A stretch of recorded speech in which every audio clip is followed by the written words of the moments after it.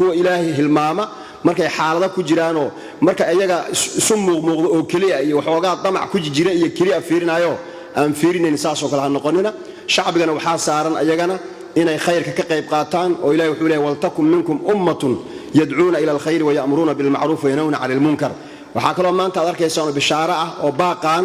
si wada jira u jeedinaya intii isheli kartay ee culimada Soomaaliyeed ee beledkan joogtay ah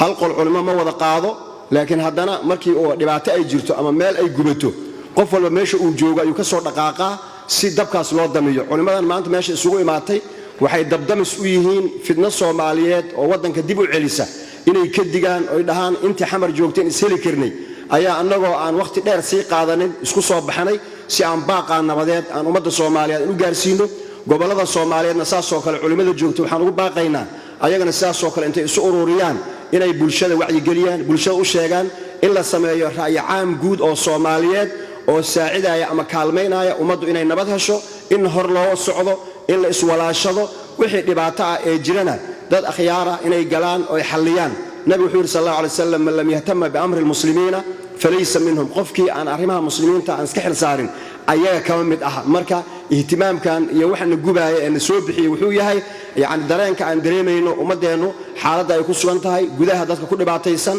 banaanka dadka naga jiro oo caruurtoodii ay halis ku jiraan tarbiyadoodii iyo diintoodii oo jeclaan lahaa wadanka oo daga inay dib ugu soo noqdaan si ay dhaqankoodii iyo islaamnimadooda isu xoojiyaan kuwa gudaha ku jira oo jeclaan lahaa inay shaqaystaan oo ay nabad ay helaan oo wadanku isu furfurmo oo nolol wanaagsan wadankan uu ka abuurmo si lagu heli lahaa khilaafaadka oo meesha laga bixiyo ayaa loo baahan yahay nabigu wuxuu tilmaamay sallallahu alayhi wasallam salaada iyo soonka iyo sadaqada waxa ka fadli badan dadka oo la heshiisiyo ala unabbiukum bi afdal min darajati as-salati was-siyam was-sadaqa قالوا بلى يا رسول الله قال إصلاح ذات البين فإن فساد ذات البين هي الحالقة لا أقول أنها تحلق الشعر ولكنها تحلق الدين نبي صلى الله عليه وسلم مركا وعبادة أيان أصوب بحني مصالحة يباغ خيرك لغا شيكينايو وعبادة أن جعلناهي إن أنكفى إذا السنة قفل بقى الصوماليات أو باغا أسوق غيرنا إنه النقضصي لغو تلمامي حديث كانوا مفتاحا للخير خير كإنه فرم مغلاقا للشر شرطنا إنه حرة تاسن الدنيا آخرنا كل باننا